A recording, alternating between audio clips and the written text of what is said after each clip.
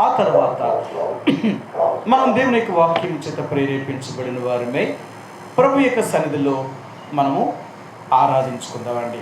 ఆ రీతిగా ప్రభు యొక్క సన్నిధిలో ఆరాధనకి వెళ్ళే ముందుగా రోమిలికి రాసిన పత్రిక 6వ అధ్యాయము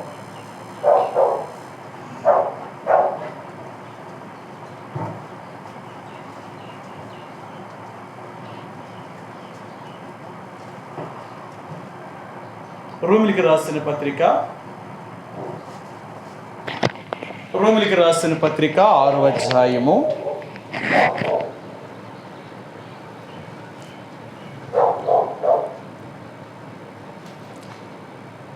18వ వచనాన్ని, రోమిలికి రాసిన పత్రిక 6వ అధ్యాయము 18వ వచనాన్ని మనందరం కలిసి ఒక్క మాటలాగా చదువుకుందామండి.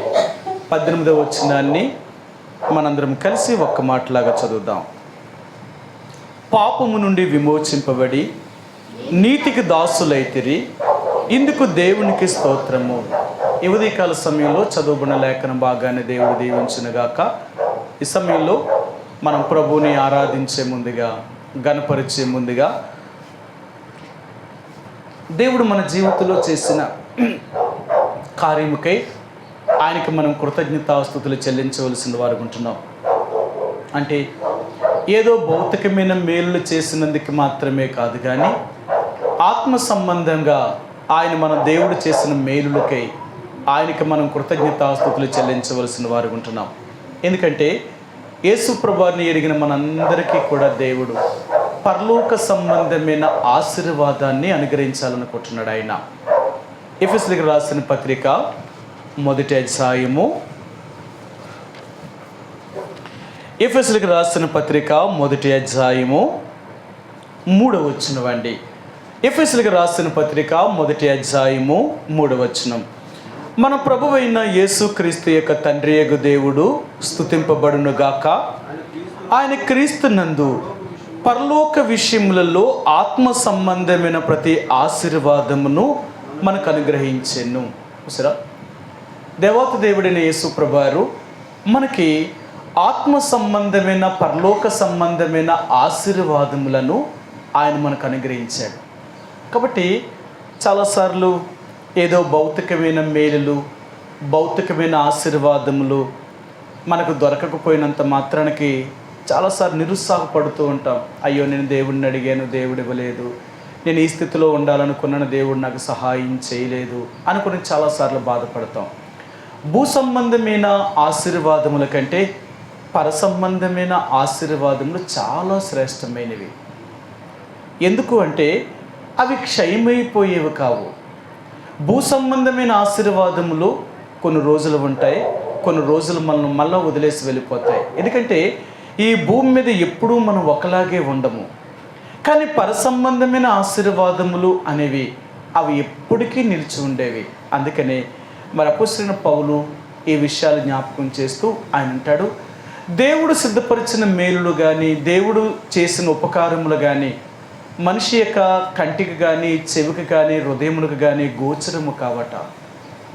ఎందుకు అంటే మనం ఎప్పుడు కూడా కనిపించే వాటిని, వినే వాటిని, లేక మనం చూసిన వాటిని బట్టి మనం సంతోషించగలుగుతాం. దేవుడు ఎంత అద్భుత కార్యం చేశాడండి, చూడండి ఎలా చేశాడో, చూడు మనం ఎలా విన్నామో, ఇలాంటి వాటిని బట్టి. కానీ పర సంబంధమైన ఆశీర్వాదములు అనేవి ఇవి కంటికి కనిపించేవి కావు, చెవికి వినబడేవి కావు, మానవుని యొక్క హృదయానికి గోచరము కానివన్నమాట. అందుకనే దేవుడిని నా జీవితంలో చేసిన మేలులకి, ఉపకారములకై ఆయనకి మనం ఎంతగానో కృతజ్ఞతాస్తుతులు చెల్లించబద్దులమై ఉంటున్నామండి. కాబట్టి ఈ ఉదయకాల సమయంలో ఆ దేవాతి దేవుడైన యేసు ప్రభువారిని మనం ఆరాధించే ముందుగా, స్తుతించే ముందుగా, ఇక అపోస్తలుడైన పౌలు ఈ రోమిలికి రాసిన పత్రిక 6వ అధ్యాయము 18వ వచనంలో ఆయన ఇలాగూ మాట్లాడుతూ వచ్చాడు.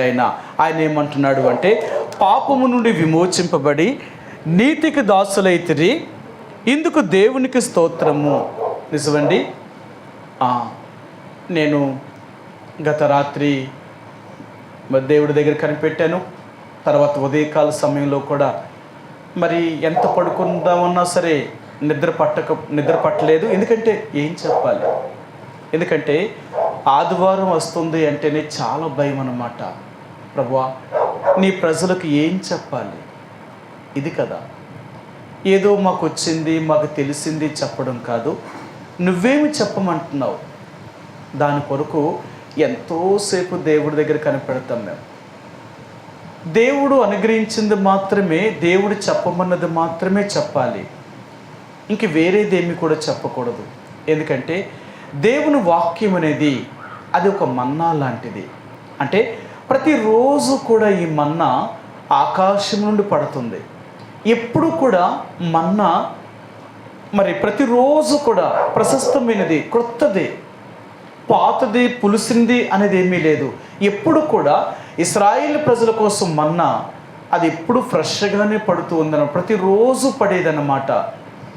అలాగే ఈ రోజుల్లో కూడా దేవుని వాక్యం అనే ఈ పరసంబంధమైన ఆహారం అనేది ఎప్పుడు ఫ్రెష్గా ఉండాలన్నమాట. ఇదేదో పాడైపోయినది, ఏదో పులిసిపోయినది, లేకపోతే ఎప్పుడో విన్నది, లేకపోతే ఎవరో చెప్పింది, ఇలాంటివి కాదు. దేవుని వాక్యం అనేది దేవుడి దగ్గర నుంచి మనం తీసుకోవలసిందన్నమాట. అందుకనే మేము ఎంతోసేపు దేవుడి దగ్గర కనిపెట్టి దేవుడు ఏ మాట అయితే అనుగ్రహిస్తాడో ఆ మాటను మాత్రమే తెలియచేస్తూ ఉంటామన్నమాట. ఎందుకంటే ఎన్నోసార్లు మీరు చెప్పాను, మేమేమి బోధకులం కాదు, మేమేమి స్పీకర్లం కాదు. స్పీకర్లకు ఉన్నది ఏంటంటే వాళ్ళు ఏం చెప్పాలనుకుంటున్నారో ముందుగానే సిద్ధపడతారు. కానీ మా పని ఏంటి అంటే దేవుడు ఏం చెప్పమన్నాడో దానికోసం కనిపెట్టి, ఆ తర్వాత దేవుడు ఏం చెప్పాలనుకున్నాడో ఆ విషయాలన్నీ తెలుసుకొని అవి మీ దగ్గరికి తీసుకొచ్చి అందిస్తాం అన్నమాట. అందుకని మేము దేవుని యొక్క దైవదాసులం అన్నమాట. అంటే దేవుడు ఏం చెప్తున్నాడో అది తీసుకొచ్చి మీకు అందించేవాళ్ళం. ఈ విషయాల్లో చాలా జాగ్రత్త కలిగి ఉంటామన్నమాట. ఎందుకంటే ఆయన చెప్పమన్న మాటల్లో ఒక మాట మేము కలిపినా, ఒక మాట మేము తీసివేసినా దానికి లెక్క చెప్పవలసిన వారు మేము. నేనేం చెప్పాను, నువ్వేం చెప్పావు, అది కదా. ఎందుకంటే దేవుని దగ్గర నుంచి వచ్చే మాటలు ఎప్పుడూ కూడా జీవము కలిగినవి, సజీవమైన మాటలు అవి. ఈ సజీవమైన మాటలు ఎలాగుంటాయో తెలుసా? నిజం అంటే ఇప్పుడు చూడండి, కొన్నిసార్లు ఉన్నది ఉన్నట్లుగా చెప్పామనుకోండి, మనసు నొచ్చుకుంటుంది. అదేంటి అలా మాట్లాడుతున్నారు, ఇటు అలా చెప్తారా, ఎంతైతే మాత్రం అంటారు. నిజమే కదా. అదే మనం కప్పెట్టి మరి చెప్పవలసిందని చెప్పకుండా ఏదో రీతిగా ఇంకొకలా చెప్పామనుకోండి, అది కదా చెప్పడం అనుకుంటాం కదా.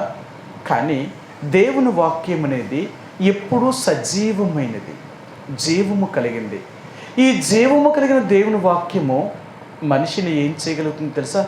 ఎప్పుడూ కూడా ఆ వాక్యము మనిషిని మొక్కసూటిగా మాట్లాడుతుంది అన్నమాట కదా. మీకు చూపిస్తాను. ఏప్రిల్కి రాసిన పత్రిక 4వ అధ్యాయము. ఏప్రిల్కి రాసిన పత్రిక 4వ అధ్యాయము 12వ వచనమండి. 4:12. ఎందుకనగా దేవుని వాక్యము సజీవమై బలము గలదై రెండంచులు గల ఎటువంటి ఖడ్గము కంటెను వాడిగా ఉండి ప్రాణాత్మలను, దేహమును, కేళ్లను, మూలుగులను విభజించినంత మట్టుకు దూరుచు హృదయం యొక్క తలంపులను, ఆలోచనలను శోధించుచున్నది. సరే, దేవుని వాక్యం అనేది సజీవమైనది, అది ఎప్పుడు కూడా జీవము కలిగింది. అందుకని అంటాడు యోహాను సువార్త 6వ అధ్యాయంలో యేసుప్రభువారు, మీ పితరులను మన్నాను తినియూ చనిపోయారు. ప్రతిరోజు పరలోకం నుంచి దేవదూతలు తినే ఆ మన్నాను తిని చచ్చిపోయారు వాళ్ళు. కానీ ఈ ఆహారము తినేవాడు ఎల్లప్పుడూ జీవిస్తాడట, వీడికి మరణమే లేదు అంటున్నాడు కదా.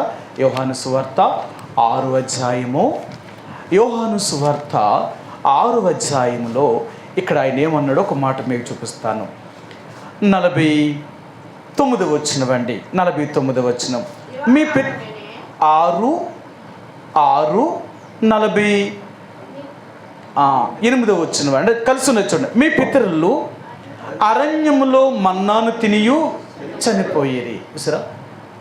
అలాంటి ప్రశస్తమైనది, ప్రతిరోజు ఫ్రెష్గా పడేది, అది దేవదూతలు తినే ఆహారం అంటది. మన పితరులు అలాంటి మన్నాను తిని కూడా చనిపోయారట. కానీ ఇప్పుడు ఏమన్నాడు 50, దీనిని తినివాడు చావకుండునట్లు పరలోకం నుండి దిగి వచ్చిన ఆహారం ఇదే. ఆ ఆహారం లాంటిది కాదు ఈ ఆహారము. ఈ ఆహారము తినివాడు ఎల్లప్పుడూ జీవించేవాడు. అలాంటి సజీవమైన, అలాంటి ఫ్రెష్ది, అలాంటి ఆహారం పెట్టాలంటే ఎక్కడ దొరుకుతుందండి? ఈ రోజుల్లో మనం ఏది తిన్నా, ఎంత ఫ్రెష్గా మన ఇంట్లో మనం వండుకున్నా మన విషయాన్నే తింటున్నాం. మన ఇంట్లో మనం వండుకున్నా సరే, ఎందుకంటే బయట వండింది ఎలా వండుతారో ఏం చేస్తారో మనం తినకూడదు, మన ఇంట్లోనే వండుకొని తిందాము అనుకుని మన ఇంట్లోకి మనం వాటిని తెచ్చుకొని మనం వండుకున్నా అలా కూడా విషయాన్ని తింటున్నామంట. కారణం ఏంటి అంటే ఈరోజు పండించే ప్రతి ఆహారము కూడా విషముతోటే పండిస్తున్నారు. విషముతోటే పండిస్తున్నారు. ప్రతి దానికి మందు కొడుతున్నారు, ప్రతి దానికి ఎరువేస్తున్నారు.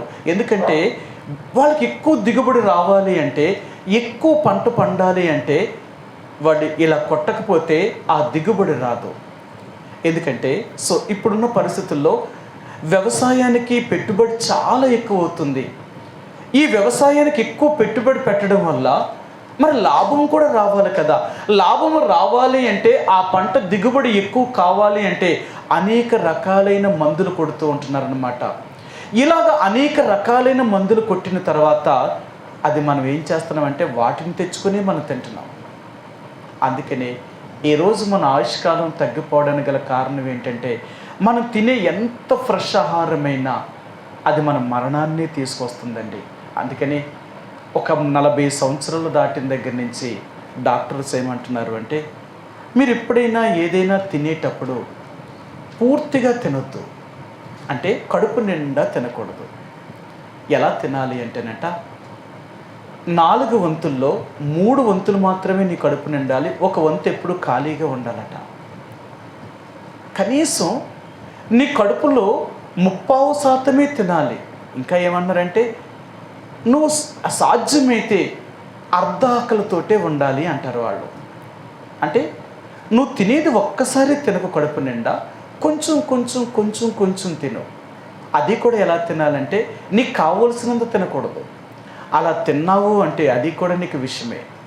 అందుకనే ఈ రోజుల్లో షుగరు అనే వ్యాధి ఎందుకు వస్తుందంటేనంట, తిండి ఎక్కువ తిని పని లేకపోతే షుగర్ అనేది వస్తుందంట. షుగర్ అనేది ఎలాగొస్తుంది అంటే ఎక్కువ శ్రమ లేకుండా ఆహారం ఎక్కువ తినడం వల్ల అది మన శరీరంలో ఆ షుగర్ని ఎక్కువ పుట్టిస్తుందన్నమాట. అందుకనే నేటి దినాలలో ఆహారము తినేటప్పుడు కూడా ఎంత ఫ్రెష్ ఆహారమైన మనం తింటున్నాం అనుకుంటున్నామో దాని విషయంలో ఎన్నో అనారోగ్యమైన పరిస్థితులు వస్తున్నాయి. కానీ జీవాహారమైన ఈ దేవుని వాక్యం అనేది ఇహలోక సంబంధమైన ఆహారము కాదు, ఇది పరసంబంధమైన ఆహారము. మనం ఎంత ఎక్కువగా దేవుని వాక్యాన్ని మనం భుజించగలుగుతామో అంత ఆత్మీయంగా మనం బ్రతుకుతామన్నమాట. మనం ఆత్మీయంగా ఎదగడానికి, ఆత్మీయంగా జీవించడానికి గల కారణం ఏంటి అంటే దేవుని వాక్యాన్ని ఎంత ఎక్కువగా చదువుతూ, దేవుని వాక్యాన్ని ఎంత ఎక్కువగా వింటూ ఉంటామో అప్పుడే నిజంగా మనం ఆత్మీయమైన ఆరోగ్యాన్ని కలిగి ఉంటామండి. ఆత్మ సంబంధమైన ఆరోగ్యము. అందుకనే ఎవరైతే ఆత్మ సంబంధమైన ఆరోగ్యాన్ని కలిగి ఉంటారో ఈ ఆరోగ్యవంతులైన వారందరూ కూడా దేవుని వాక్యాన్ని విని దానిని జీర్ణించుకోగలుగుతారట. అంటే ఎలాగా అంటేట బలమైన ఆహారము అనేది ఒక రోగి తినకూడదు, అంతేనా? బలమైన ఆహారము రోగికి పెట్టకూడదు. ఎందుకు పెట్టకూడదు? అతను ఇప్పటికే జబ్బుతో ఉన్నాడు కాబట్టి జబ్బుతో ఉన్న వ్యక్తికి బలమైన ఆహారం పెడితే ఆ ఆహారం అరగదు. ఎందుకంటే తిన్న ఆహారాన్ని అరిగించుకునే శక్తి కూడా ఉండాలి. తిన్న ఆహారాన్ని అరిగించుకునే శక్తి లేకుండా తినేసామనుకోండి, అది తిరిగి మనకు రియాక్షన్ అయిపోద్ది అనమాట. తిరిగి మనకు ఇంకో అనేక జబ్బుల కారణం అయిపోద్ది. అందుకని అనారోగ్యంతో ఉన్న వ్యక్తికి చాలా తేలికైన ఆహారం పెడుతూ ఉంటారు. సులువుగా అరగాలన్నమాట, సులువుగా అరగాలి. అందుకనే బలమైన ఆహారం ఎవరికి అంటేనంటే ఆరోగ్యంగా ఉన్నవారికి. ఆరోగ్యంగా ఉన్నవారు బలమైన ఆహారం తిన్నారనుకోండి, ఆ తిన్న ఆహారం వారిలో జీర్ణమయ్యి వాళ్ళకి ఇంకా బలాన్ని చేకూర్చగలుగుతుంది. అంతేనా? ఇది నిజం. అలాగే దేవుని వాక్యాన్ని వింటున్న నీవు బలహీనంగా ఉండిన వాక్యాన్ని విన్నావనుకో, అది నీకు జీర్ణం కాదు. అందుకనే మనం వాక్యాన్ని వింటాం కానీ దాన్ని జీర్ణించుకునే శక్తి మనకు లేదు. జీర్ణించుకునే శక్తి మనకు లేకపోవడం వల్ల దేవుని వాక్యము ఏమైపోతుందంటే అది వ్యర్థమైపోతుంది. అంటే వ్యర్థమైపోతుందంటే కక్కివేస్తున్నాం. అంతేనా? నిజమేనా? నిజమండి. మీరు ఎప్పుడైనా చూడండి, కొంత ఆహారం తిన్నది అరగలేదనుకోండి, ఏం చేస్తాం? వామిటింగ్స్ అయిపోతాయి, వాంతులు అయిపోతాయి. అది ఖచ్చితంగా వామిటింగ్స్ అయిపోవాలి. ఒకవేళ వాంతి అవ్వలేదు అంటే మోషన్స్ అన్నీ అయిపోతాయి. ఈ రెండాట్లు కూడా ఏదో ఒక దారి కూడా పోవాలా. తిన్న ఆహారం అరగలేదు అంటే చాలా ప్రమాదం అన్నమాట. అందుకనే దేవుని వాక్యాన్ని వింటాము కానీ బలహీనులుగా ఉన్నవారు దేవుని యొక్క వాక్యాన్ని అంటే జీర్ణించుకోలేకపోవడం వల్ల ఈ వాక్యము వారు కక్కివేస్తున్నారన్నమాట. అంటే విని బయటికి వెళ్ళగానే ఆ వాక్యాన్ని కక్కేస్తున్నారు. ఎందుకు కక్కుతున్నారు అంటే అది అరయించుకోలేకపోతున్నారు. ఎందుకు జీర్ణం అవుతారంటే అరయించుకునే శక్తి, అంటే జీర్ణం చేసుకునే శక్తి వీళ్ళకి లేదు.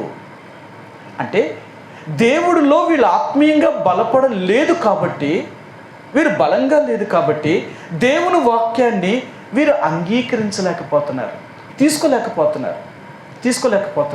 అందుకనే ఆనాడు యేసుప్రభువారు మాటలంట ఆయన ఎంత సులువుగా ఎంత తేలికగా చెప్తున్నా కొంతమందికి ఈ మాటలు చాలా కఠినంగా కనిపించేవట. సరే మీకు చూపిస్తాను. యోహాను సువార్త 6వ అధ్యాయము 60వ వచనం అండి. యోహాను సువార్త 6వ అధ్యాయము 60వ వచనం. ఆయన శిష్యులలో అనేకులు ఈ మాట విని, ఇది కఠినమైన మాట, ఇది ఎవడు వినగలడని చెప్పుకొనిరి. అదేంటి? ఆయన మాటలు అంత కఠినంగా ఉన్నాయా అంటే వాళ్ళకి, అంటే ఆయనతో ఉన్న ఈ శిష్యులకి అది అరాయించుకునే శక్తి, జీర్ణము చేసుకునే శక్తి లేదు. అంటే విని హృదయంలోనికి పంపుకొని దాని ప్రకారంగా జీవించే శక్తి వారికి లేకపోవడం వల్ల వీళ్ళకి ఈ మాటలు కఠినంగా కనపడతాయి. అందుకని కొన్నిసార్లు దేవుడి మాటలు మనకు ఎలాగుంటాయంటే కఠినంగా కనపడతాయి. ఎందుకంటే అసలు ఇలాగ ఎవరైనా జీవిస్తారా, ఇలాగ ఎవరైనా ఉండగలరా, ఇలా సాధ్యమా, ఏదో చెప్తారు కానీ చెప్పుకోలేని ఉంటారా అని అడుగుతాం. నిజమండి. ఎందుకు అలా చేస్తామంటే మనలో లేనిది ఇంకొకరు చేస్తున్నారు అంటే తట్టుకోలేము. మనిషి ఎలాంటి వాడో తెలుసా? మనకు లేనిది ఇంకొకరికి ఎవరికైనా ఉంది అంటే అసూయ పడతాం. నాకు లేదు వాళ్ళకు ఉంది, లేకపోతే వాళ్ళు ఇలాగున్నారు నేను ఎలాగున్నాను అనేదన్నమాట. అందుకనే దేవుని బిడ్డలుగా దేవుని వాక్యాన్ని ఎవరైతే విని దాన్ని జీర్ణం చేసుకోగలుగుతారో వాళ్ళు బలవంతులుగా అయిపోతారన్నమాట.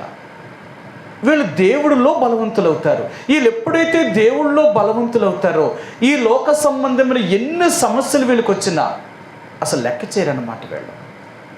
అందుకనే ఆత్మీయంగాను బలవంతుడిగా ఉంటే లోక సంబంధంగా ఎన్ని సమస్యల్ని మీదకి వచ్చినా వాటిని నువ్వు తట్టుకోగలుగుతావు. ఎందుకంటే ఆత్మీయమైన శక్తి భౌతికమైన శక్తి కంటే కొన్ని 100 రెట్లు ఎక్కువ. ఎవరైతే ఆత్మీయంగా ఎదుగుతూ ఉంటారో భౌతికమైన శ్రమలకు, భౌతికమైన కష్టాలని వీళ్ళు ఎప్పుడు లెక్క చేయరన్నమాట. ఎప్పుడు లెక్క చేయరు. ఎందుకు లెక్క చేయరంటే ఇవన్నీ చులకని శ్రమ వాళ్ళకి ఎలాగుంటాయంటే తెలుసా? ఈ లోకంలో ఎదురవుతున్న అన్ని పరిస్థితులు కూడా ఎన్ని సమస్యలైనా వీరికి సులకనగా కనపడతాయట, తీసి పారేసే సమస్యలట. సరే మీకు చూపిస్తాను. యోహాను రోమిలికి రాసిన పత్రిక, అపొస్తలుడైన పౌలు రోమిలికి రాసిన పత్రిక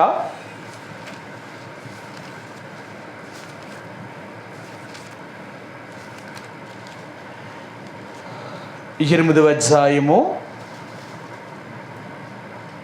18వ వచనం అండి. మన ఎడల ప్రత్యక్షము కాబు మహిమ ఎదుట ఇప్పటి కాలపు శ్రమలు ఎన్నదగినవి కావని ఎంచుచున్నాను. సరే, ఇప్పటి కాలపు శ్రమలు ఏవి ఎన్నదగినవి కావట.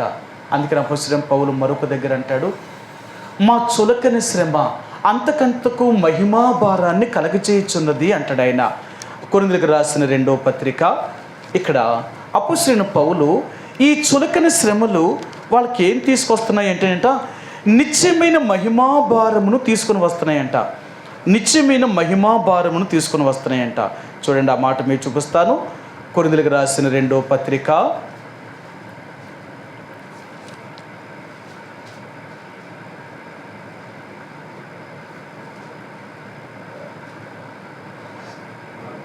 ఎంతండి? 4వ అధ్యాయము 18 వచ్చినవండి. అంతేనా? 4:18. కొరింథీయులకు రాసిన 2వ పత్రిక 4వ అధ్యాయము 18 వచ్చినవండి. క్షణమాత్రముండు మా చులకని శ్రమ మా కొరకు అంతకంతకు ఎక్కువగా నిశ్చయమైన మహిమా భారమును కలగజేయుచున్నది. ఎలయనగా దృశ్యమైనవి అనిత్యములు, అదృశ్యమైనవి నిత్యములు. అదనమాట. మనం ఆత్మీయంగా ఎప్పుడైతే బలవంతులం అవుతామో, ఈ లోకములో ఎదురవుతున్న మన శ్రమలన్నీ కూడా చులకన శ్రమలు అన్నమాట. తీసి పారేస్తూ ఉంటాం అన్నమాట. ఎలాంటి శ్రమలైనా అసలు మనకు లెక్క లేదన్నమాట. కారణం ఏంటో తెలుసా? ఇవి అంతకంతకు మహిమా భారాన్ని కలగచేస్తాయి. అందుకనే నువ్వు దేవుళ్ళో ఎంత బలంగా ఎదుగుతూ ఉంటావో, నీ బలమే ఈ లోక సంబంధమైన శ్రమలను, కష్టాలని, ఇబ్బందులను అన్నిటినీ లెక్క చేయవన్నమాట. లెక్క చేయవు. ఎందుకు లెక్క చేయవు అంటే నువ్వు ఆత్మీయంగా బలవంతుడివి. కాబట్టి ఈ ఉదయకాల సమయంలో దేవుణ్ణి ఆరాధించే ముందుగా, స్తుతించే ముందుగా, దేవుని వాక్యమనే ఈ జీవాహారమైన దేవుని వాక్యాన్ని విని నీ హృదయములోనికి పంపుకొని దాని ప్రకారంగా జీవించడానికి ప్రయత్నించి, ఎప్పుడైతే నువ్వు అలా చేయగలుగుతావో నువ్వు ఎల్లప్పుడూ జీవిస్తావు. నువ్వెల్లప్పుడూ సంతోషంగా ఉండగలుగుతావు. ఎల్లప్పుడూ దేవుళ్ళో ఆత్మీయంగా ఎదుగుతూ ఉంటావు. నువ్వు దేవుళ్ళో ఎంత ఆత్మీయంగా నువ్వు ఎదుగుతూ ఉంటావో, భౌతికంగా దేవుడు నిన్ను అంత ఆశీర్వదిస్తాడనమాట. నీ ఆశీర్వాదానికి గల కారణం ఏంటి అంటే ఆత్మీయమైన జీవితం. కొంతమంది ఎలాగుంటారంటే దేవుణ్ణి నమ్ముకొని బాగా ఏదో లోక సంబంధ ఆస్తుపాస్తులు కలిగి ఉంటారు, కానీ ఆత్మీయతలో సున్నా. వాళ్ళకి ఆత్మీయత ఏమి ఉండదు. దేవుని సంగతుల గురించి కానీ, దేవుని కార్యాల గురించి కానీ వారికి ఉండదు. మరి వాళ్ళు ఎలా సంపాదించారు అంటే లోక సంబంధమైన, భూ సంబంధమైన వాటి మీద వారు మనసు ఉంచారు కాబట్టి అవి తప్పక దేవుడిస్తాడు ఆయన. కానీ పరలోకం ఇవ్వడు. దేవుని యొక్క బిడ్డలుగా నువ్వు ఆత్మీయంగా ఎంత అభివృద్ధిలోనికి వెళుతూ ఉంటావో, భౌతికంగా నువ్వు అంత దీవించబడుతున్నప్పుడు ఈ రెండిటిని సమానంగా చేసుకుంటావు అన్నమాట. కొంత ఆత్మీయతనే ఎక్కువ పెంచుకుంటావే కానీ శరీర సంబంధమైన దానిని తగ్గే విషయంలో ఇష్టపడడానికి ఇష్టపడతావు. ఎందుకంటే నువ్వు దేవుని బిడ్డవి. ఆత్మీయంగా ఎదిగే కొలది, నీ ఆత్మీయ స్థాయి పెరుగుతున్న కొలది భౌతికంగా నువ్వెంతో తగ్గించుకోవడానికి ప్రయత్నం చేస్తావు. ఇది కదా వాక్యమును విని దాన్ని జీర్ణించుకునే వారిలో పెరిగేది ఏంటంటే ఆత్మీయత పెరుగుతూ ఉంటుందన్నమాట. కాబట్టి ఈ ఉదయకాల సమయంలో దేవుణ్ణి ఆరాధించే ముందుగా దేవుడి దగ్గర నుంచి ఎంతో కనిపెడితేనే కానీ ఇలాంటి బలమైన ఆహారం అనేది దేవుడు అనుగ్రహించలేడండి. ఎవరైతే నిజంగా దేవుడి దగ్గర నుంచి వచ్చే ఆహారాన్ని తీసుకోగలుగుతారో వాళ్ళు చాలా బలవంతులు అవుతారు. కాబట్టి అలాంటి ఆహారాన్ని మీకు అందించడం కొరకు ఎంతో దేవుడి దగ్గర కనిపెడతాం. ఎంతో కొన్ని గంటల దేవుడి దగ్గర కూర్చుంటాం అన్నమాట. అలా కనిపెట్టగా దేవుడు ఏమైతే మాట ఇస్తారో ఆ మాటను తీసుకొచ్చి మీకు ఇస్తాం. కానీ ఎంత ఫ్రెష్ ఆహారాన్ని తింటున్నప్పటికీ కూడా, మీకు అందిస్తున్నప్పటికీ కూడా దేవుని వాక్యము ఎందుకు మీలో నిష్ఫలమవుతుంది అంటే ఆయన అంటున్నాడు, అంత తినే శక్తి వారికి లేదు. వారు ఇంకనూ పసిపిల్లలుగానే ఉన్నారు. వింటున్నారు, వస్తున్నారు, వెళ్తున్నారు, కానీ వీళ్ళు ఆత్మీయంగా ఎదగలేనివారు. అందుకనే వీళ్ళంతకి బలమైన ఆహారం పెట్టినా ఆ ఆహారాన్ని వీరు కక్కివేస్తున్నారన్నమాట. ఇది వారిలో విమడకపోవడం వల్ల అప్పుడు ఎలాగున్నారో ఇప్పుడు అలాగే ఉండిపోతున్నారు. మన ఆత్మీయ స్థాయి పెరగాలి. సంవత్సరానికి మనం ఎంత ఆత్మీయంగా ఎదిగాం, మనం ఎంత ఆత్మీయంగా మనం బలపడ్డాం, దేవుని కొరకు ఆత్మీయంగా మనం ఎంత ఫలించగలుగుతున్నాం. ఎన్ని సంవత్సరాలు మనం దేవుడి మందిరానికి వచ్చాం, ఇన్ని సంవత్సరాల్లో మనం దేవుడి కొరకు ఎంత ఆత్మీయంగా మనం ఎదిగాం. చూస్తే అప్పుడు దేవుళ్ళలోకి వచ్చినప్పుడు ఎలాగున్నామో ఇప్పటికీ కూడా అలాగే ఉంటున్నాం. ఇంకా ఎందుకు అలాగున్నాము అంటే ఆ వాక్యమును మనం అంగీకరించకపోవడం వల్ల, అది మనలో కార్యసాధకం చేయకపోవడం వల్ల, అది పని చేయకపోవడం వల్ల మనం ఎప్పుడూ ఒకలాగే ఉండిపోయాం అంటారు కదా. కాళ్ళు తుడుచుకుని ఒక మేటను ఎక్కడేస్తే అది అక్కడే ఉంటుందట. మరలా నువ్వు తీసి ఇంకో చోట పెట్టేదాకా అక్కడి నుంచి కదలదు అది. ఎందుకంటే అది జీవము లేదు, ప్రాణము లేదు. నా జీవితం కూడా అలాగే ఉంటుంది.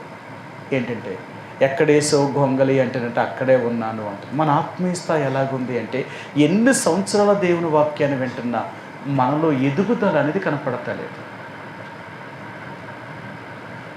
అందుకనే దేవుడు అంటాడు, ఫలింపని ప్రతి చెట్టును నరికి వేస్తాడట ఆయన. ఉపయోగం లేని చెట్టు ఎందుకు ఆయనకి? ఇన్ని సంవత్సరాలుగా చెట్టుని నాటాడు, నీళ్ళేసాడు, ఎరువేసాడు, అన్ని రీతిలుగా చెట్టుని అభివృద్ధిలోని తీసుకొచ్చిన తర్వాత ఆ చెట్టు వేసిన ఆ రైతుకి ఫలాన్ని ఇవ్వాలి.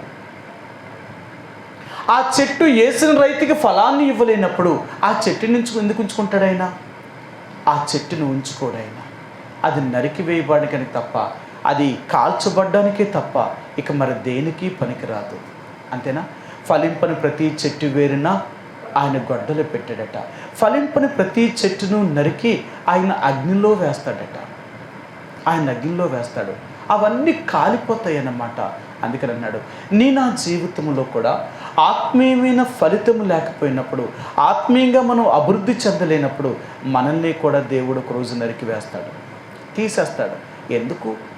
ఎన్ని సంవత్సరాల నుంచి నువ్వు ఉన్నా నీ స్థాయి పెరగలేదు, తరగలేదు, అలాగే ఉండిపోయావు. నీ వల్ల నాకేమీ ఉపయోగం లేదు, అలాగని నీకేమైనా ఉపయోగం ఉందని నీకు ఉపయోగం లేదు. పోనీ నువ్వేమైనా భక్తిగా నువ్వు పరలోకం చేరుతావా? నువ్వు పరలోకం ఇచ్చారు. అలాగని నా కోసమే నన్ను మహిమపరిచావా? అలాగే నన్ను మహిమపరచలేదు. మరి ఎందుకు చేస్తున్న భక్తి? ఎవరిని నమ్మించడానికి? మనుషుల్ని. మనం మనుషుల్ని నమ్మించడానికి ఆ భక్తి. మనం మనుషులు నమ్మించే భక్తి చేసామనుకోండి, నిశ్చయముగా నరకానికి వెళ్ళిపోతాం. మనం నమ్మించే భక్తి మనుషుల్ని కాదు, మనం నమ్మించే భక్తి దేవుణ్ణి నమ్మించాలి. అంతే కదా. ఒక భార్యకు భర్త మీద నమ్మకం రావాలన్నా, భర్తకు భార్య మీద నమ్మకం రావాలన్నా వీళ్ళు ఏం చేయాలి? ఒకరికొకరు భార్యను భర్త నమ్మాలనుకోండి, ఇప్పుడు భార్య ఏం చేయాలా? భార్యను భర్త నమ్మాలనుకోండి, ఇప్పుడు భార్య ఏం చేయాలా? ఏమి తెలియదండి మీకు, ఏం చూస్తున్నారంటే మీరు అసలు మాకేం తెలియదన్నట్టే చూస్తున్నారు మీరు. ఇప్పుడు ఒక భార్య తన భర్తకి నమ్మకాన్ని కలిగించాలనుకో, సరే ఇప్పుడు అనుమానం కదా ఎక్కువ. ఇప్పుడు అన్ని కుటుంబాల్లో ఎక్కువ అనుమానాలు ఎక్కువ వస్తున్నాయి. ఏమీ లేకపోయినా అనుమానాలు ఎక్కువ జబ్బు. నువ్వు వాళ్ళతో మాట్లాడు, వాళ్ళకి నీకు సంబంధం ఏంటి? ఏదో ఉంది. లేకపోతే వీళ్ళతో మాట్లాడు, వాళ్ళకి నీకు సంబంధం ఏదో ఉంది. ఇప్పుడు ఈ అనుమానం అనే జబ్బును పోగొట్టాలనుకోండి, ఇప్పుడు భార్య ఏం చేయాలి? భర్తకి ఏమండి? అదండి, భార్య తన భర్తకు నమ్మకాన్ని కలిగించాల. నమ్మకం కలిగించడం అంటే అంత తేలిక. నమ్మకాన్ని కలిగించడం అంటే అంత తేలిక. నువ్వు నేను నేరం చేసిన దానిని కాదు అని చూపించాలా. చూపించాలి అంటే నీ నిర్దోషత్వాన్ని వెల్లడి చేయాలా. చూడు, నన్ను పరీక్షించు, నన్ను చూడు, నా మీద నీకు ఇలా ఉంది కాబట్టి నేను అలాంటి దానినా కాదా అనేది నన్ను పరీక్షించాలా. చూసుకో, నన్ను పరిశీలన చేసుకో. నేను ఎక్కడికి వెళ్తున్నా, నేను ఎవరితో మాట్లాడుతున్నా, నేను ఏది చేస్తున్నా, అలాంటి వ్యక్తినా కాదో పరిశీలన చేయాలి. అప్పుడు తన భార్య భర్త అన్ని రకాలుగా పరీక్ష చేసిన తర్వాత, అయ్యో నేనే అపార్థం చేసుకున్నాను కానీ ఆమె చాలా మంచిది అని నమ్ముతాడు. ఇప్పుడు నీ భర్త నేను నమ్మాడు అనుకో, 100 మంది వచ్చి చెప్పనే, ఇప్పుడు ఏం చెప్తాడు ఆయన? మా భార్య అలాంటిది కాదు అంటాడు. ఎందుకు కాదంటాడు? నమ్మకాన్ని నువ్వు ఆయనకి కలిగించవు. అది కదా అది. మరి మనం దేవుడికి ఎంత నమ్మకస్తులమని రుజువు చేసాం. అసలు మనం ఏమైనా దేవుడి దగ్గర, ప్రభువా నేను నీకు నమ్మకస్తురాలని, నేను నీకు నమ్మకస్తుణ్ణి అని ఎప్పుడైనా మనం రుజువు చేసుకోగలిగామ్మా అంటే దేవుడు అంటే నిన్ను ఎలా నమ్మమంటాను? నేను నిన్ను నమ్మడానికి ఒక్క విషయంలో కూడా నువ్వు నమ్మకంగా లేవు. మరి నువ్వు ఎవరి కోసం చేస్తున్నావు భక్తి? నా దగ్గరకు వచ్చి కూడా నన్ను మోసం చేయాలనుకుంటున్నావా? నా దగ్గరకు వచ్చి నేను మోసం చేస్తున్నాను అని నువ్వు అనుకుంటున్నావు కదా. మోసపోయేది నేను కాదు, నువ్వే మోసపోతున్నావు. కాబట్టి దేవుని బిడ్డలుగా మనం దేవుడికి నమ్మకస్తులుగా రుజువు చేసుకోవాలి. మనం దేవుడికి నమ్మకస్తులుగా రుజువు చెయ్యాలి అంటే మనం ఎన్ని విషయాల్లో దేవుడికి నమ్మకంగా ఉన్నాం, ఎన్ని విషయాల్లో దేవుడికి మనం నమ్మకంగా జీవిస్తున్నాం. ఆయన అంటే అసలు నువ్వు ఇంటి పట్టే ఉండవు, నిన్నెలా నమ్ముతాను అంటారు. ఒక వ్యక్తిని నమ్మాలి అంటే ఇంటికాడ ఉంటే కదా నమ్మడానికి. నువ్వు ఇంటి దగ్గరే లేనప్పుడు నిన్ను ఎలా నమ్ముతాడు? నువ్వు దేవుడు మందిరానికి నమ్మకంగా రానప్పుడు ఇంకా దేవుడు నమ్ముతాడంటావా? నీ నమ్మకత్వం ఏంటి అక్కడే రుజువు తెలిసిపోద్ది. నన్ను నమ్మాను అంటున్నావు, నా సన్నిధిని నువ్వు తప్పకుండా రాగలుగుతున్నావా? దేవుని మందిరానికి వస్తున్న నీవు నేను కూడా దేవుని నమ్ముకున్న వారు మనం చెప్పబడుతున్నాం. మనం ఎంత దేవుడికి నమ్మకొస్తున్నాం. అందుకని అంటాడు బైబిల్ గ్రంథంలో సొలొమోను మహారాజు ఆయన ఎందుకు మహాజ్ఞాని కదా, ఆయన ఎలా చెప్తాడట, ఈయన చూసాడట. ఈయన చూసి ఈమె గురించి ఇలాగ మాట్లాడాడు ఆయన. సరే మీరు చూపిస్తాను. 7వ అధ్యాయము సామెతల గ్రంథము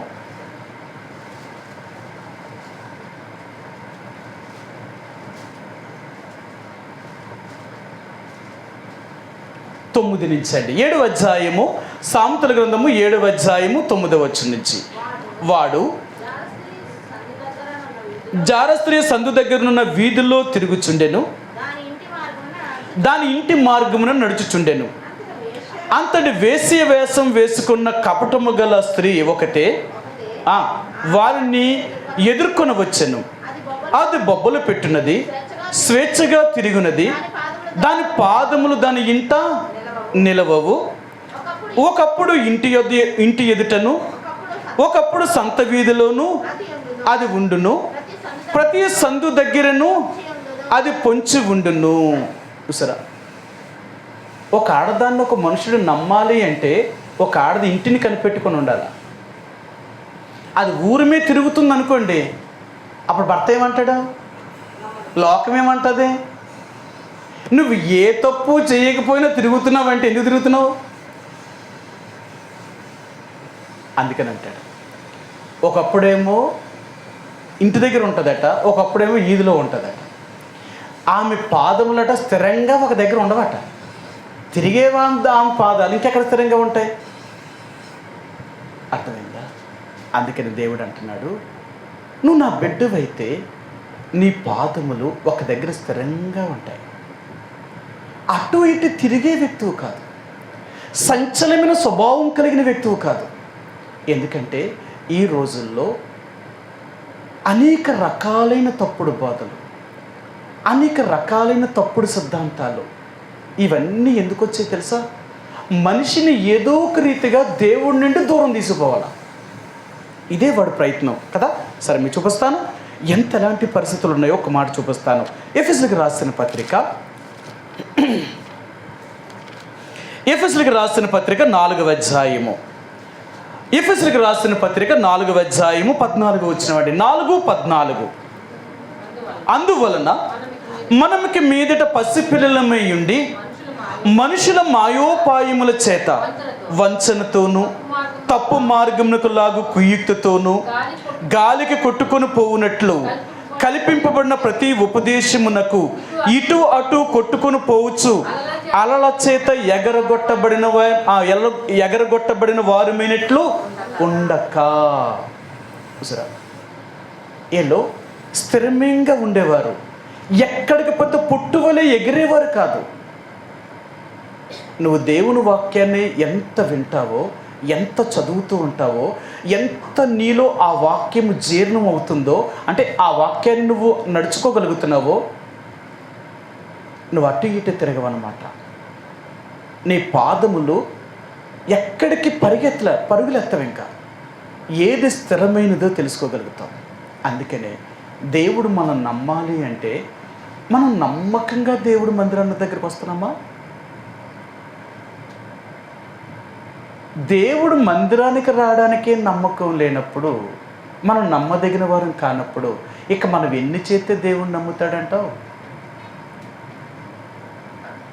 దేవుడు అంటాడు, నీ పాదములు నా దగ్గరే స్థిరంగా లేవు. నువ్వు నా ఇంటికి వచ్చే విషయంలోనే నువ్వు స్థిరంగా లేనప్పుడు, ఒకప్పుడు ఇక్కడ ఉంటావు, ఒకప్పుడు అక్కడ ఉంటావు, ఒకప్పుడు అక్కడ ఉంటావు, ఒకప్పుడు ఇక్కడ తిరుగుతావు. ఇంక ఇలా తిరుగుతూ ఉండే వ్యక్తిని నేను నిన్నలా నమ్ముతాను. నమ్మడు దేవుడు.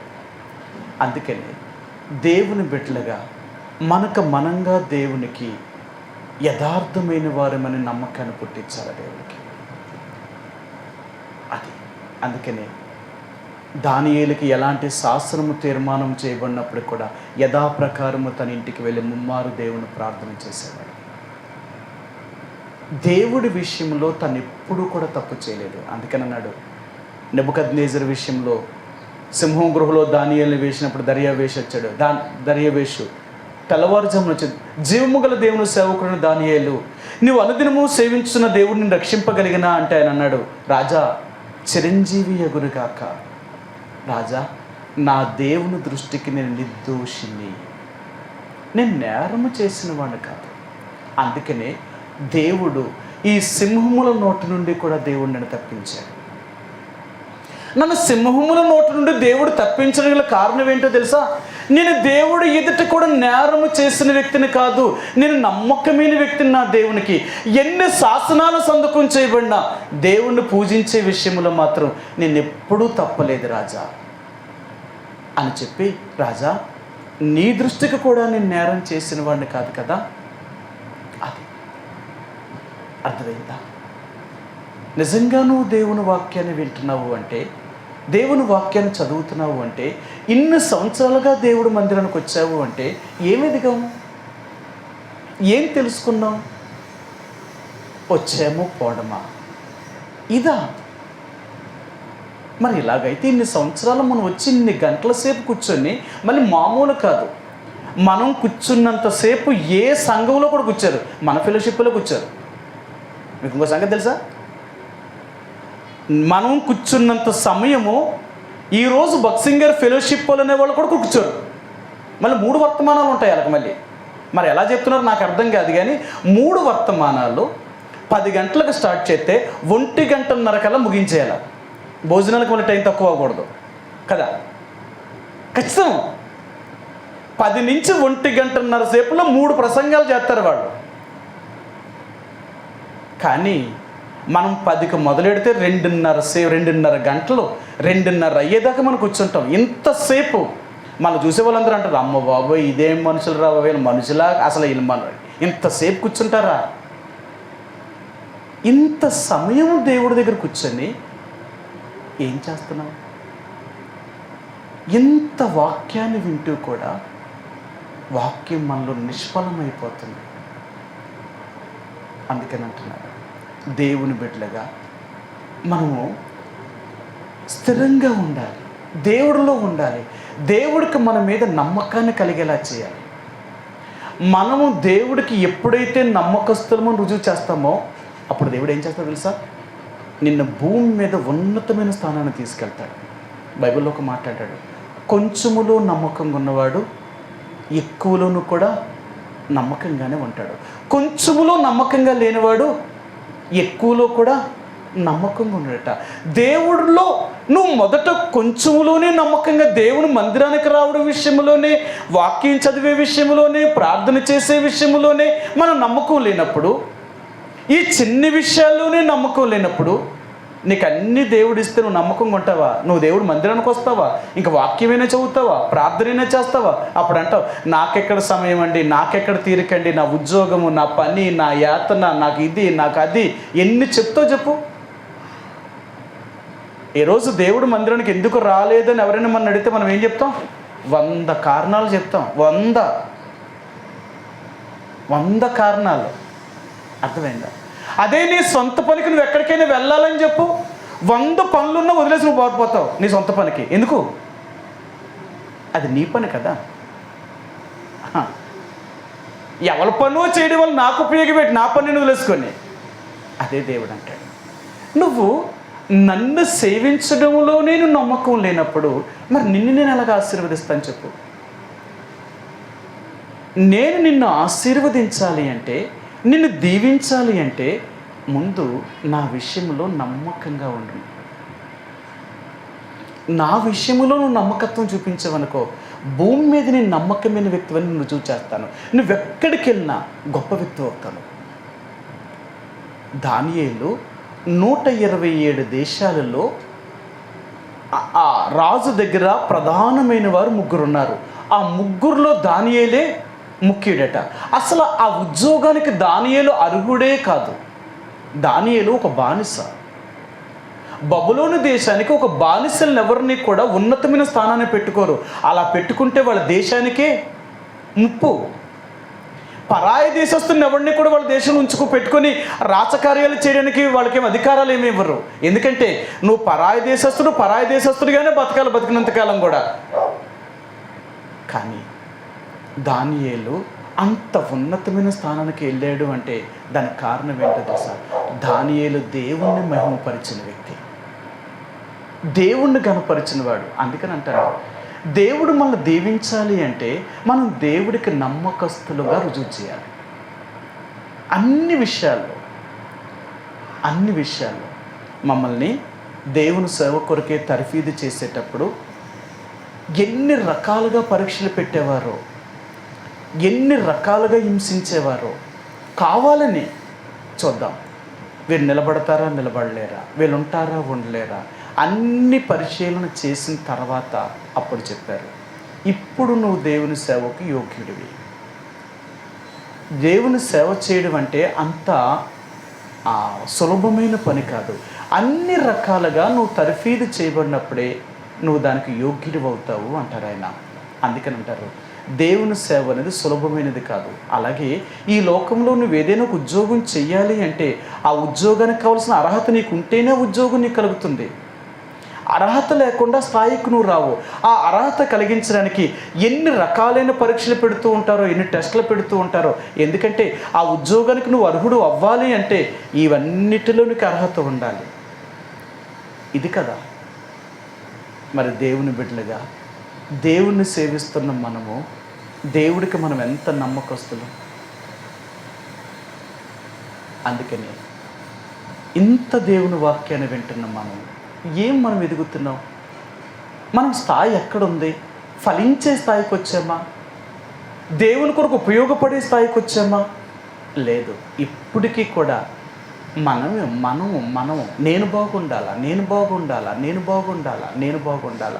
ఎప్పుడు నేను, నా పిల్లలు, నా కుటుంబం. అందుకే దేవుడు అంటాడు, నీ ఇంత స్వార్థంతో నువ్వు బ్రతుకుతున్నప్పుడు నీకెందుకు నేను సాయం చేయాలా? నీకెందుకు నేను ఇవ్వాలా? లేదు. నీకోసం నువ్వు బ్రతికితే నేను నీకోసం నేనేమి చేయను. నా కోసం నువ్వు బ్రతకాలనుకుంటే నీకోసం నేను చేయాలనుకుంటాను.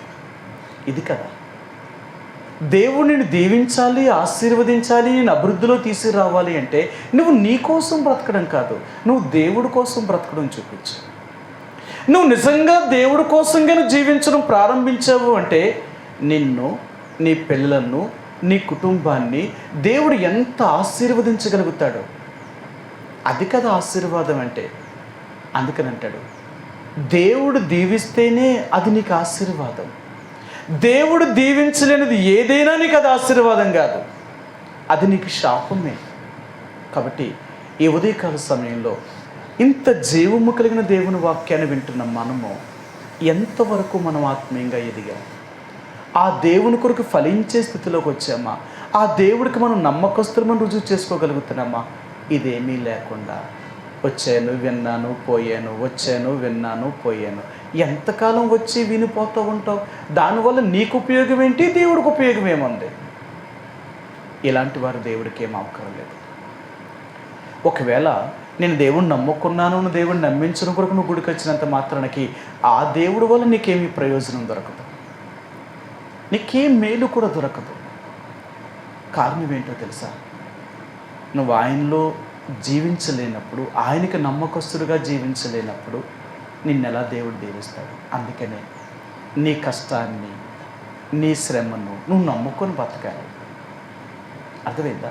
నువ్వు బ్రతికినంత కాలం నీ కష్టాన్ని నమ్ముకొని బతకాలి, నువ్వు శ్రమపడి బ్రతకాలి, అంతే. అప్పుడు చివరికి ఏం చెప్తా తెలుసా? ఎన్ని కష్టాలు పడ్డానో, ఎన్ని బాధలు పడ్డానో, ఎంత నేను పడిన దానివల్లే సంపాదించుకున్నాను, కానీ దేవుడు నాకేమీ లేదు. నువ్వు నిజంగా దేవుని కొరకు నమ్మకస్తుడుగా రుజువు చేయి. అప్పుడు చూడు దేవుని యొక్క ఆశీర్వాదం ఎలాగుందో నీకు తెలుస్తుంది. అది కదా నిజమైన ఆశీర్వాదం అంటే. కాబట్టి దేవుని యొక్క బిడ్డలుగా అలాంటి జీవము కలిగిన వాక్యాన్ని నువ్వు అంగీకరించగలిగితే ఆ వాక్యము నిన్ను బ్రతికించగలుగుతుంది, నిన్ను జీవింప చేయగలుగుతుంది, నిన్ను ఆశీర్వదించగలుగుతుంది. ఆ వాక్యమే అన్ని రకాలుగా నిన్ను అభివృద్ధిలోకి తీసుకురాగలుగుతుంది. ఆ వాక్యమే దేవుడు. అలాంటి దేవుణ్ణి నువ్వెంత అర్థం చేసుకొని జీవించగలుగుతున్నావు? కాబట్టి ఈరోజు నేను కూడా దేవుణ్ణి ఆరాధించే ముందుగా ఇలాంటి అర్థము కలిగి నువ్వు దేవుణ్ణి ఆరాధిస్తే ఆయనకి ఎంత సంతోషమో. కాబట్టి ఈ రోమిలికి రాసిన పత్రిక ఈ 6వ అధ్యాయము ఈ 18వ వచనంలో అపొస్తలుడైన పౌలు ఇలాగ చెప్పాడు ఆయన కదా. రోమిలికి రాసిన పత్రిక రోమా 6వ అధ్యాయము 18వ వచనం అండి. పాపము నుండి విమోచింపబడి నీతికి దాసులైతిరి, ఇందుకు దేవునికి స్తోత్రము. మనమంట పాపము నుండి విమోచింపబడ్డామంట. ప్రియ సహోదరి సోడా, నేను ఈ అధ్యాయం అంతటిని మళ్ళీ జాగ్రత్తగా చదివాను. నాకు అర్థం కాలేదు. దాని ముందు అధ్యాయాన్ని కూడా చదివాను, 5వ అధ్యాయాన్ని చదివాను, 6వ అధ్యాయం చదివాను. చాలా సమయము ఈ 2 అధ్యాయాల్లోనూ తిరుగుతూ ఉన్నాను అన్నమాట. ఎందుకు దేవుడు ఇలా చెప్పాడు? మీరు పాపము నుండి విమోచింపబడ్డారు, ఇందుకు దేవునికి స్తోత్రం అని చెప్తున్నాడు. అంటే మనం పాపము నుండి విడుదల పొందకపోతే ఆ దేవునికి మన ద్వారా మహిమ లేదు కదా అని ఎంతో సమయం దేవుడి దగ్గర కనిపెట్టినప్పుడు కొన్ని విషయాలు ఆయన జ్ఞాపకం చేశాడు. ఏంటంటేనట, మనం పాపము నుండి విడుదల పొందామంట. ఒకవేళ మనం పాపం నుండి విడుదల పొందలేదనుకోండి, పాపం మనల్ని బానిసలుగా చేసిందంట. పాపం మనల్ని దాసులుగా చేసింది. ఎందుకంటే ఇక్కడ ఆయన చెప్తూ ఒక మాట చెప్పాడు. సరే, మీకు ఆ మాటలో చూపిస్తాను. రోమిలికి రాసిన పత్రిక 5వ అధ్యాయము, రోమా 5వ అధ్యాయము 18వ వచనం అండి. 18వ వచనం. కాబట్టి తీర్పు ఒక అపరాధం మూలముగా ఆయన వచ్చినదై మనుషులకందరికీ శిక్షావిధి కలుగుటకు ఎలాగూ కారణమాయనో, అలాగే ఒక పుణ్యకార్యము వలన కృపాదానము మనుషులకందరికీ జీవప్రదమై నీతి విధించబడుటకు కారణమాయను. మనిషి ఒక్క పాపము చేయడం వల్ల, అపరాధము చేయడం వల్ల ఏమైందంటే తీర్పు వచ్చిందంట. తీర్పు ఎప్పుడు తీరుస్తారు? తప్పు చేసినప్పుడే కదా తీర్పు. తప్పు లేనప్పుడు ఒకవేళ ఎవరైనా మనకి అన్యాయంగా నువ్వు అలాగని అనుకో, నేను ఏం చేసినా ఇలాగ అన్నావు అని అడుగుతాం మనం. నన్ను ఇలాగ అనడానికి గల కారణం ఏంటి? నేనేం చేశాను? ఇప్పుడు తీర్పు ఎందుకు తీర్చబడింది? తప్పు చేశారు కాబట్టి తీర్పు తీర్చబడింది. అంటే పాపము మనిషిని తీర్పులో నిలబెట్టింది. ఈ పాపము అంటే అదే అంటాడైనా, పాపము అనేది ఒక్క మనుషుల ద్వారా ఈ లోకానికి తీసుకొచ్చాడు. సాతానుడి యొక్క మాట వినడం వల్ల పాపము ఆదాము ద్వారా భూమి మీదకి వచ్చి ఆ ఆదాము ద్వారా పాపానికి ఫలితమైన మరణాన్ని తీసుకొచ్చాడు. ఒక్క పాపము ఒక మనిషిని ఒక బానిసగా చేసిందనమాట. పాపము మనిషిని ఒక బానిసను చేసిందంట. పాపము అనేది ఒక్కసారి మనం పాపంలో పడ్డాము అంటే ఆ పాపము సులువుగా చిక్కులు పెడుతూ ఉంటుందన్నమాట. సులువుగా చిక్కులు పెడుతూ ఉంటుంది. అంటే ఒక మాట మీరు చెప్తాను.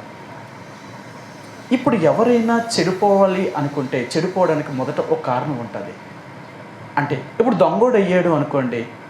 ఒక దొంగోడుగా ఎందుకు మారుతాడు అంటే వాడు ఏ పని దొరకకపోవడం వల్ల, లేక వాడికి ఆహారము లేకపోవడం వల్ల. ఒకవేళ ఆహారము లేకపోతే కష్టపడి పని వెతుక్కొని పని చేయాలా. కానీ ఇది దేనికి సుఖపడతాడు? వీడు కష్టపడకుండా డబ్బుల్ని ఎలా సంపాదించాలి అని ఆలోచించి ఒకరి కష్టాన్ని వీడు దోచుకోవడానికి ప్రయత్నం చేస్తాడు. అప్పటికే వీడు దొంగోడు అవుతాడు. ఇప్పుడు దొంగోడు అయిన తర్వాత ఒకరి కష్టాన్ని వీడు దోచుకున్నాడు అనుకోండి, అక్కడితో ఆగుతాడా? దొంగతనం చేసిన ఆ ధనాన్ని ఏం చేస్తాడు? విచ్చలవిడిగా ఖర్చు పెడతాడు. వీడి కష్టం కాదు కదా. ఇప్పుడు దొంగ ఏమవుతాడంటే తాగుబోతు అవుతాడు, తిరుగుబోతు అవుతాడు, ఆడి ఇష్టం వచ్చినట్టు చేస్తాడు. చూసారా, ఒక్క పాపము ఎన్ని అపరాధములను తీసుకుని వెళ్తాదో. పాపము అనేది ఒక్కటి మనిషిని ఎన్ని రకాలైన పాపములను తీసుకెళ్తుందో. ఇది ఒక రకమైన పాపం కాదు. మనిషి ఒక పాపం నుండి ఒక పాపానికి, ఒక పాపం నుండి ఒక పాపానికి. నేను ఉదయం విషయాలు నేను దేవుడి దగ్గర కనిపెడుతూ ఉన్నప్పుడు ఎన్ని విషయాలు జ్ఞాపకం చేశాడో సరే మీకు కొన్ని మాటలు చూపిస్తాను. రోమిలికి రాసిన పత్రిక మొదటి అధ్యాయము, రోమిలికి రాసిన పత్రిక మొదటి అధ్యాయము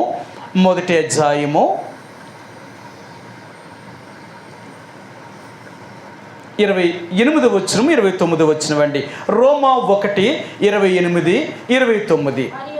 మరియు వారు తమ మనసులో దేవునికి చోటియ్యనులకపోయారు గనుక చేయరాని కార్యములు చేయుటకు దేవుడు భ్రష్ట మనసుకు వారిని అప్పగించెను. అటివారు సమస్తమైన దుర్నీతి చేతను, దుష్టత్వము చేతను, లోభము చేతను, ఈర్ష్య చేతను నిండుకొని మత్సరము, నరహత్య, కలహము, కపటము, వైరమును వాటితో నిండిన వారే కొండగాండ్రులను, అపవాదుకులను, దేవద్వేషకులను, హింసకులను, అహంకారులను, బింకములాడువారును, చెడ్డవాటిని కల్పించువారును, తల్లిదండ్రులకు అవిధేయులను, అవివేకులను, మాట తప్పువారును, అనురాగరహితులను, నిర్దయులనై ఉన్నారు. ఇట్టి కార్యములను అభ్యసించువారు మరణమునకు తగిన వారు అను దేవుని న్యాయ విధిని వారు బాగుగా ఎరిగి ఉండి వాటిని చేయుచున్నారు. ఇది మాత్రమే గాక వాటిని అభ్యసించు వారితో సంతోషముతో సమ్మతించుచున్నారు. వీళ్ళు ఎక్కడితోటే ఆగుతలేదట. వాటిని అభ్యసించే వారితో వీళ్ళు కూడా సంతోషముతో కలిసి సంతోషిస్తున్నారట, సమ్మతిస్తున్నారట.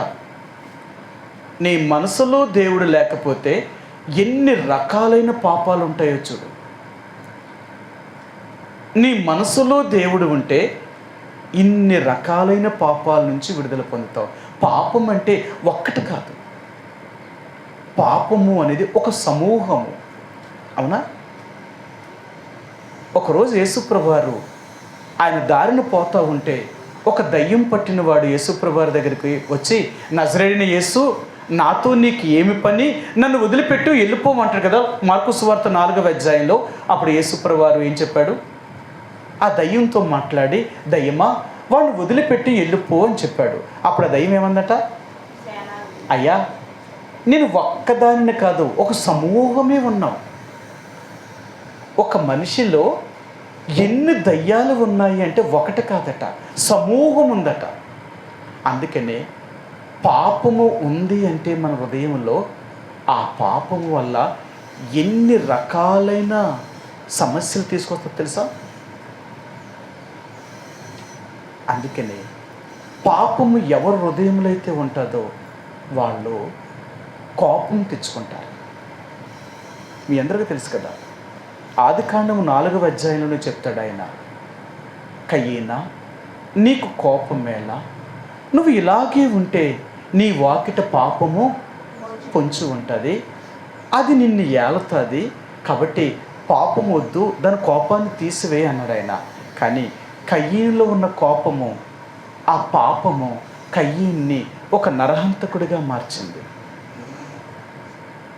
పాపము అనేది మనిషిని ఎంత దూరం తీసుకెళ్తుందో చూడండి.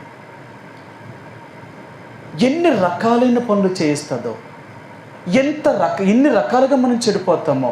అందుకనే దేవుడు అంటున్నాడు, పాపము అనేది చాలా భయంకరమైనది. అందుకనే దేవుడు అంటున్నాడు, ఒకప్పుడు మీరు పాపమునకు దాసులైతిరి. పాపము మనల్ని ఏలుబడి చేసిందండి. ఒకప్పుడు యేసు ప్రభువుని ఎరగక ముందు మన హృదయంలో అనేక రకాలైన పాపములు, అనేక రకాలైన చెడుతనాలు, అనేక రకాలైన దేవునికి విరోధమైనవి మన జీవితంలో ఎక్కడ కూడా పాపము లేనిది అనేది లేదట. అందుకనే బైబిల్ గ్రంథంలో యెషయా గ్రంథం 1వ అధ్యాయం అంటాడు, ఎక్కడ చూసినా దెబ్బలు, పచ్చిపుండ్లు, అవి కట్టబడలేదు, పిండబడలేదు అంటాడు ఆయన. అంటే మన శరీరంలో ఎక్కడ చూసినా పాపము అనే అవయవంతో, అంటే పాపము అనే లక్షణాలతోటే మనము ఏలుబడి చేసింది సాతానుడు. అంటే అపవాదికి మనం చోటు ఇవ్వడం వల్ల అపవాది మనలోనికి ప్రవేశించి మన జీవితంలో ఎలాంటి విషయాలు తీసుకొచ్చిందంటే దేవునికి వ్యతిరేకమైన వాటితో నింపేశాడు వాడు. పాపం మనల్ని ఏం చేసింది అంటే ఏలుబడి చేసింది. ఒకప్పుడు నీవు నేను కూడా పాపమునకు దాసులం. ఎన్ని రకాలైన పాపములు అంటే ఒకటే కాదు, ఎన్ని రకాలైన చెడుతనాలు చేసామో, ఎన్ని రకాలైన పాపములు కలిగినామో. ఒక్క దేవుడికి చోటు మన హృదయంలో లేకపోతే, ఈ రోమిలకు రాసిన పత్రిక అధ్యాయంలో ఎన్ని విషయాలు చెప్తాడో. నీలో మత్సరం ఉందా అంటే నీలో పాపం ఉంది.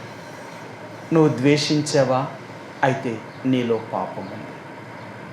నువ్వు అనురాగరహితుడువా, అనురాగరహితురాలువా అంటే నీకు ప్రేమించడమే చేత కాదా, అనురాగమే చూపడం నీకు తెలియదా, ఇతరులను మనం ప్రేమించే తత్వంలోనికి రాలేదా, అయితే నీకు దేవుని బిడ్డవు కాదు.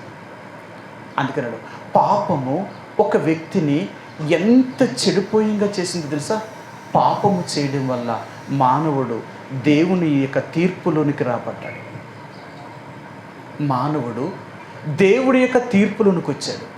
పాపమే లేకపోతే మానవుడికి తీర్పే లేదండి, తీర్పు లేదు. కానీ మానవుడు పాపం చేయడం వల్ల ఒక దోషిగా దేవుడి దగ్గర నిలబడ్డాడు. మనందరినీ కూడా ఆయన నిర్దోషులుగా చేయాలనుకున్నాడు, నిర్దోషులుగా చేయాలనుకున్నాడు, పాపము లేని వారుగా చేయాలనుకున్నాడు ఆయన. కానీ యథార్థవంతులుగా పాపము లేని వారుగా చేసిన మనల్ని, మనము పాపానికి దాసులు చేయబడినప్పుడు ఆ రోజు నుంచి ఆదాము ద్వారా మనలో విత్తబడింది పాపం అనే విత్తనమే విత్తబడిందండి.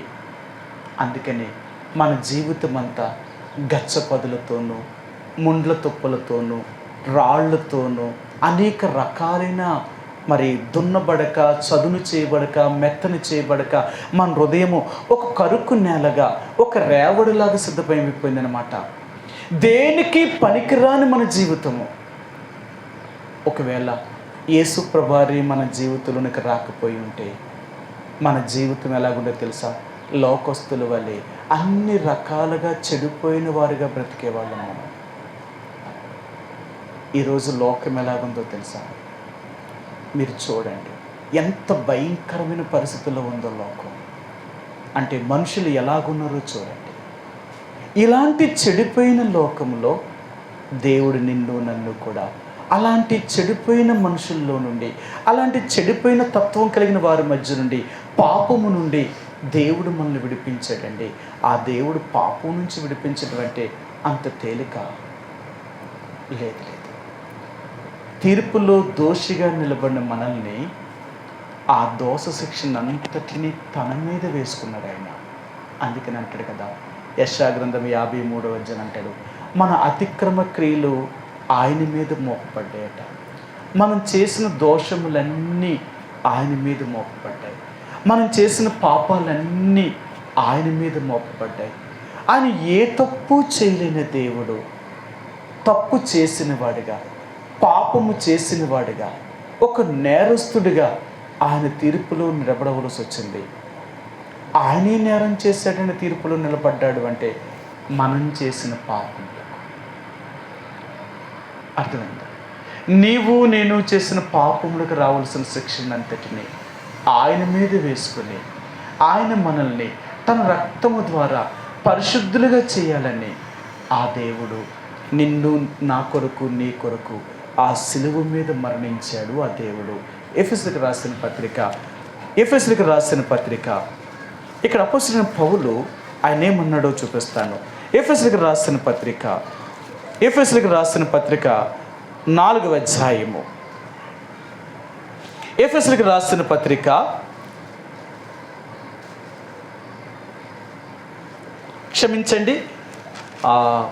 5వ అధ్యాయము. ఎఫెసీయులకు రాసిన పత్రిక 5వ అధ్యాయము 25-26 వచనాలండి. 25 నుంచి 26 కలిసి ఉన్నాయి. పురుషులారా, మీరును మీ భార్యలను ప్రేమించుడి, అటువలే క్రీస్తు కూడా సంఘమును ప్రేమించి అది కళంకమైనను ముడత అయినను అట్టిది మరి ఏదైనను లేక పరిశుద్ధమైనదిగాను నిర్దోషమైనదిగాను మహిమగల సంఘముగాను ఆయన తన ఎదుట దానిని నిలువబెట్టుకొనవలని వాక్యముతో ఉదక స్నానము చేత దాన్ని పవిత్రపరిచి పరిశుద్ధపరచుడికై దాని కొరకు తన్ను తాను అప్పగించుకొనెను. చూసారు, మనందరినీ కూడా పరిశుద్ధులుగాను నిర్దోషులుగాను ఉండడం కొరకే మన కొరకు తన్ను తాను అప్పగించుకున్నాడండి. మన కొరకు తన్ను తాను అప్పగించుకున్నాడు. అందుకనే నీవు నేను విమోచించబడ్డాము అంటే, నీవు నేను దేవుని పిల్లలుగా చేయబడ్డాము అంటే మన కొరకు ఆ ప్రభు పడిన బాధ, ఆ ప్రభు పడిన వేదన, ఆయన అనుభవించిన సమస్య ఎంతో కష్టమైనది.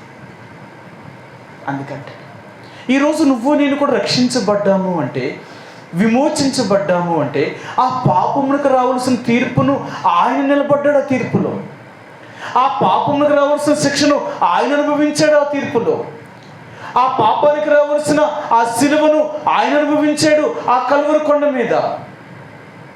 నీకు నాకు తేలికేమి రాలేదు ఈ రక్షణ, నీకు నాకు సులువుగా ఏమీ రాలేదు ఈ రక్షణ.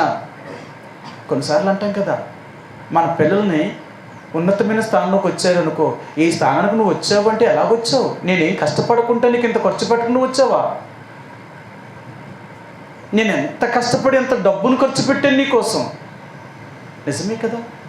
నీ పిల్లల కోసం ప్రయోజకులు అవడం కొరకు కొన్ని లక్షల రూపాయలు ఖర్చు పెడుతున్నప్పుడు, మరి నిన్ను పాపం నుండి విడిపించడం కొరకు నీ దేవుడు చేసిన త్యాగము అదేమైనా సులభమైందనుకున్నావా?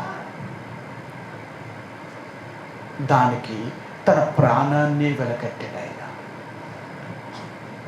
నిన్ను నన్ను విమోచించాలి అంటే, ఆ పాపం నుండి వెలుపలకు తీసుకురావాలి అంటే ఆయన కట్టిన విలువ, అంటే ఆయన కట్టిన విమోచన, ఆ క్రైమ్ ఎంత అంటే తన ప్రాణం పెట్టాడు ఆయన.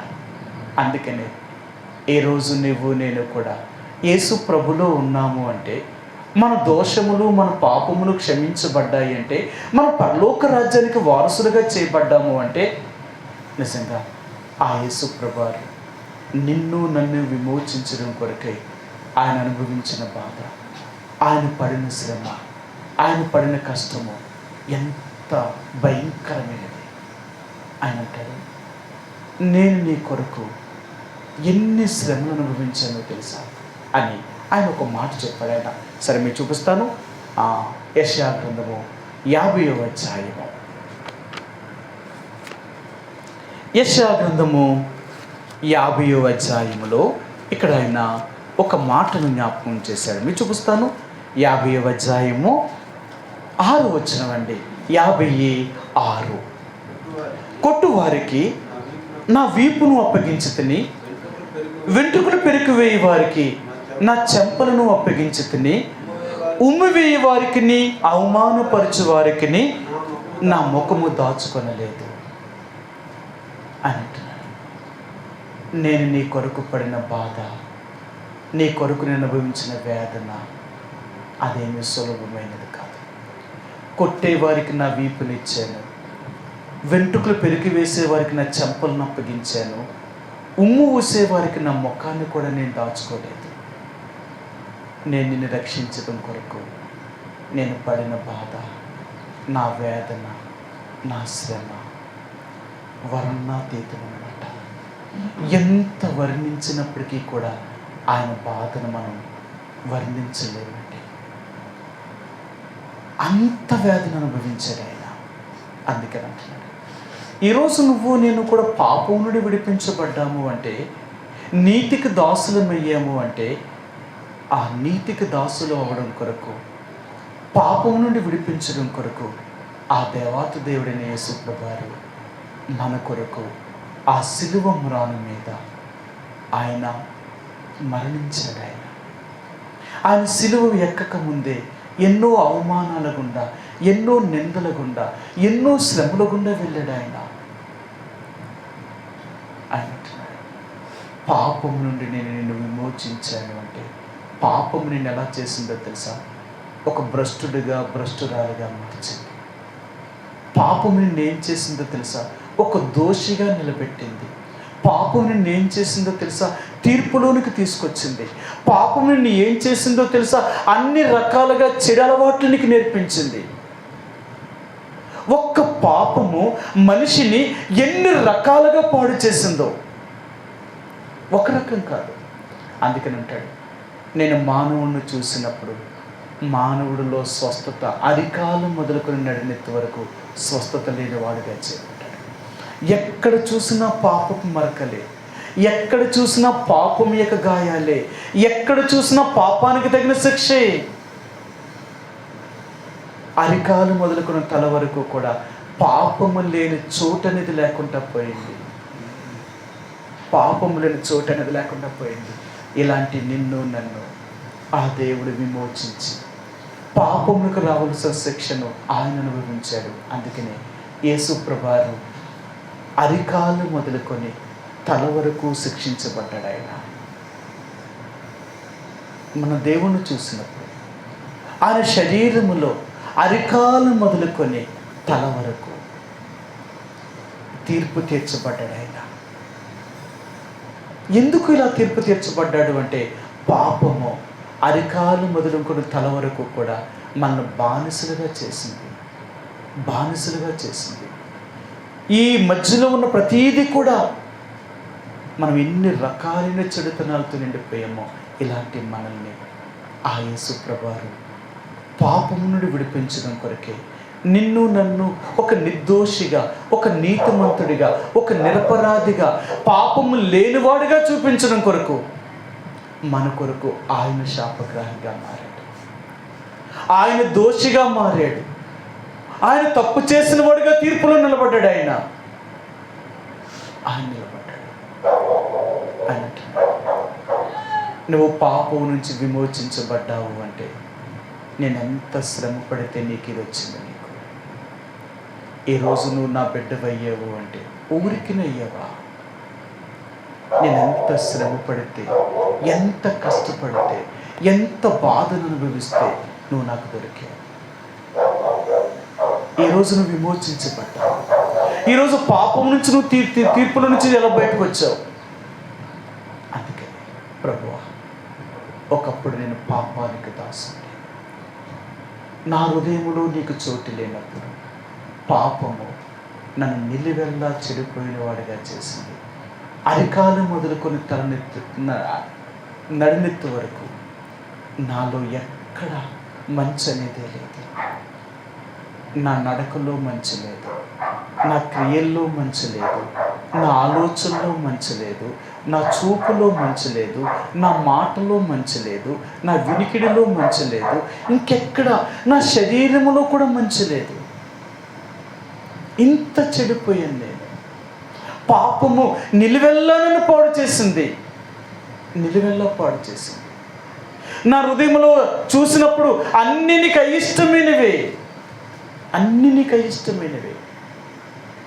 ఇలాంటి నన్ను పాపముతో నిండిపోయిన నన్ను, ఎన్నో అపవిత్రాత్మలతో నిండిపోయిన నేను, ఎన్నో స్వాభావికంగా ఎన్నో నా లక్షణాలు నా క్రియలను బట్టి చెడిపోయిన నన్ను, చచ్చిపోతే తీర్పులో నిలబడవలసిన నన్ను ఆ తీర్పు నుండి తప్పించడం కొరకు నా కొరకు ప్రభువా ఈ భూమి మీదకి వచ్చి నేను అనుభవించవలసిన శిక్షను, నేను పొందవలసిన ఆ తీర్పును నువ్వు అనుభవించి నా కొరకు ఒక దోషిగా, ఒక పాపము చేసిన వాడిగా నా కొరకు ఆ కలవరి శిలువ మీద నువ్వు మరణించి నా పాపములన్నిటికీ రావలసిన శిక్షను నీ అరికాలు మొదలుకున్న తలనెత్తి వరకు కూడా గాయపరచబడిన చోటంటూ లేకుండా గాయపరచబడ్డావు. నీ రక్తము చేత నా పాపములన్నీ కడిగి నన్ను నీ బిడ్డగా చేసుకున్నావు.